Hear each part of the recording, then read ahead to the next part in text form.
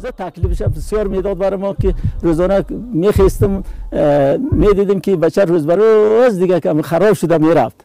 بعد از او پیش یک دکتر بردم، گفتن که این قلب شکاف داره. سعی کردم که چاره ما نمیشه، بی پیسه بود.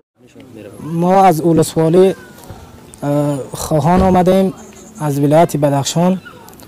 این طفل ما در اوجا مریض شد، بسیار مصرف زیادی سرش کردیم و اوجا تشخیص نشد. ما به کابل آمدم، این مرضش تشخیص شده است، قلبش مشکل داره و من میخوام که این تداوی شود.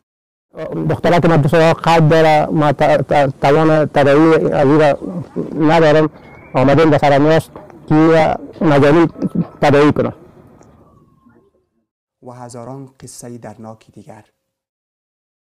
شاه رسول پدری عایشه خردسال است. عایشه سالهاست از بیماری سوراخ ولادی قلب رنج میبرد. اکنون بعد از سختی و مشقت فراوان نوبت عملیاتی او رسیده و هلال احمر افغانی این خوشخبری را برایش از طریق تماس تلفنی هدیه می‌دهد. بخیر و سلامت باشید. نوبت مریض شما رسیده. شما همراه مریضتون دفتر مرکزی سرمیاش مراجعه کنین، ان شاء الله مریضتون به تداوی روان میکنیم.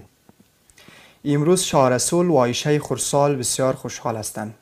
قرار است عایشه به منظور تداوی رایگان بر یکی از شفاخانه‌های داخلی معرفی گردد.